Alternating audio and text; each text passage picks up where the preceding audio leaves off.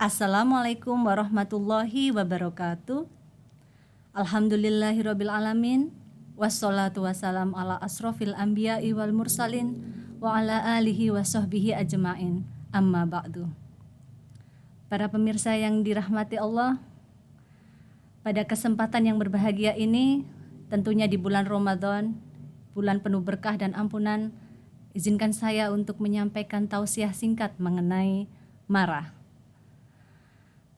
Di bulan puasa ini adalah kesempatan yang baik bagi kita untuk berlatih cara mengatasi marah yang seringkali terjadi pada kita, baik itu di rumah, di kampus, maupun di masyarakat luas. Karena tidak semua orang sama pemikirannya dengan kita. Dengan berlatih, maka nantinya diharapkan kita akan istiqomah untuk menjalankan amalan-amalan baik, sehingga semuanya akan terasa mudah untuk dapat mengendalikan marah kita. Kita mulai dengan apa itu marah. Definisi sederhana dari marah adalah perasaan yang bertentangan dengan seseorang atau sesuatu sehingga akan membuat kita jengkel atau mengekspresikan emosi yang negatif. Ya, karena pada dasarnya emosi itu ada dua, emosi positif dan emosi yang negatif. Untuk emosi positif, maka seperti biasanya jika kita merasa puas, kita merasa bahagia, maka kita akan bersyukur dan juga tersenyum. Nah, bagaimana dengan emosi yang negatif? Ya, itu tadi, marah adalah hal yang paling umum kita jumpai dan kita lakukan tanpa terasa dalam kehidupan sehari-hari. Untuk selanjutnya, bolehkah kita marah? Ini pertanyaan yang sangat sulit untuk dijawab. Namun ada sebuah kalimat yang menarik, yaitu boleh marah tapi jangan amarah. Apa maksudnya? Maksud dari kalimat itu adalah ketika kita marah, kita tidak harus menyikapinya dengan ekstrim, ya, karena amarah itu adalah marah yang sangat ekstrim yang bisa kita luapkan bahkan sampai menimbulkan rasa dendam kepada orang lain. Naudzubillah. Jangan sampai itu terjadi pada kita semua. Untuk itu, pada kesempatan kali ini, mari kita belajar bagaimana cara mengendalikan marah yang nantinya akan memaksimalkan ibadah kita di bulan suci Ramadan ini. Yang pertama, yaitu bersikap sabar. Seperti ayat Al-Quran yang disebutkan, Innallaha ma'as-sabirin. Ketika kita menyebutkan itu dan memaknainya terlihat singkat. Allah bersama orang-orang yang sabar. Tapi ketika kita menjalaninya, sungguh berat rasanya. Karena dengan mengontrol marah, itu merupakan latihan kita untuk meningkatkan rasa kesabaran kita. Itu adalah ujian untuk kita bagaimana kita berlatih bersabar. Untuk itu, ketika kita merasa bahwa ada seseorang atau sesuatu yang membuat kita marah, ingat kata sabar, atau dalam bahasa Inggris kita bisa menyebutnya patient. Untuk yang kedua, wudu atau mandi. Kenapa kita harus melakukan itu? Marah itu berasal dari syaitan, gangguan atau godaan syaitan. Dengan mengambil air wudhu, itu akan mensucikan hati kita, membuat kita tenang. Atau ibaratnya syaitan-syaitan yang berasal dari api itu bisa terbasuh dengan air wudhu itu. Dan kita bisa lanjutkan dengan melakukan hal-hal positif lainnya, misalnya tadarus Al-Quran atau sholat. Untuk yang ketiga, bagaimana cara mengendalikan marah adalah membaca ta'awuz. A'udzubillahi minasyaitonirrajim. Aku berlindung kepada Allah dari godaan syaitan yang terkutuk. Itulah bagaimana cara kita bisa mengendalikan amarah kita. Dengan mengingat Allah, maka ucapan atau perbuatan yang kita lakukan ditujukan hanya untuk hal-hal yang positif. Bagaimana dengan tips yang selanjutnya? Yang selanjutnya adalah perbanyak zikir. Salah satu kalimat thayyibah yang bisa diucapkan yaitu astaghfirullahaladzim, istighfar. Dengan mengingat Allah, semuanya akan terasa tenang. Dengan hati tenang, meskipun di depan kita banyak masalah, banyak cobaan, insya Allah kita akan bisa kuat dan termotivasi untuk menghadapinya. Dan tentunya harus berikhtiar. Dan yang kelima adalah pindah sementara. Apa maksud dari pindah sementara itu? Jika kita tahu bahwa di depan kita ada seseorang atau sumber marah kita, tidak ada salahnya kita pindah dari tempat itu. Hindari sumber marah itu. Insya Allah akan membuat hati kita lebih tenang dan dijauhkan dari prasangka buruk kepada sesama. Baik, para hadirin yang dirahmati Allah, selanjutnya marilah kita belajar teladan dari Rasulullah SAW. Bagaimana cara melatih diri kita untuk sabar. Dikisahkan di suatu pasar terdapat seorang pengemis buta di Madinah. Saat itu Rasulullah adalah pemimpin di kota Madinah itu.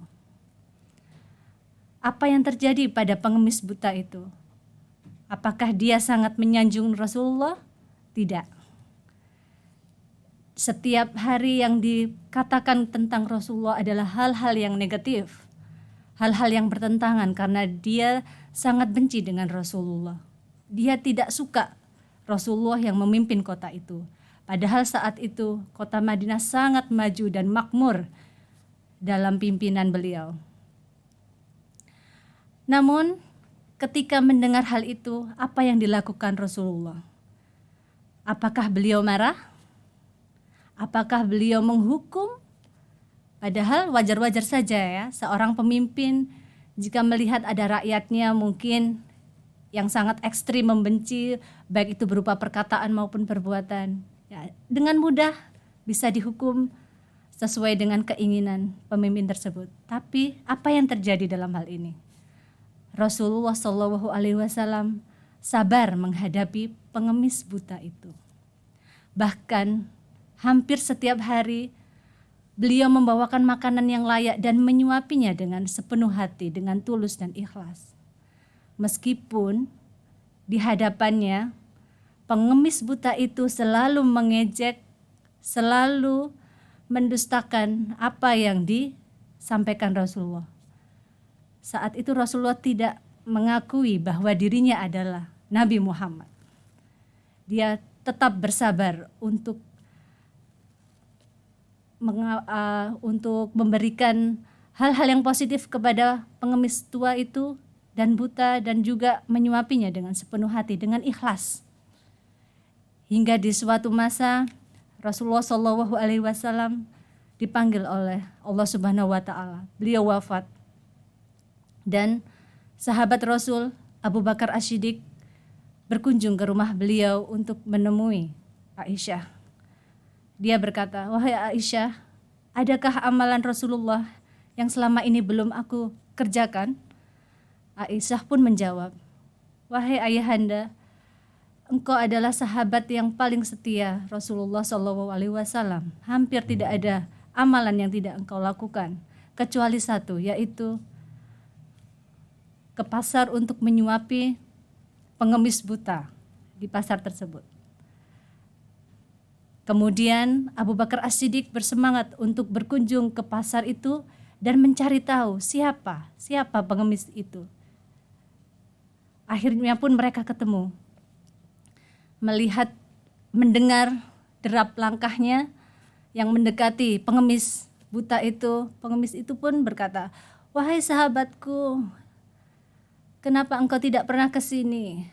Aku sangat merindukanmu. Kemarilah." Lalu pun Abu Bakar As-Siddiq mendekati dan mulai berusaha melakukan apa yang dilakukan Rasulullah kepada dirinya. Dia pun akhirnya menyuapi makanan yang layak kepada pengemis buta itu. "Kemana saja engkau, wahai sahabatku?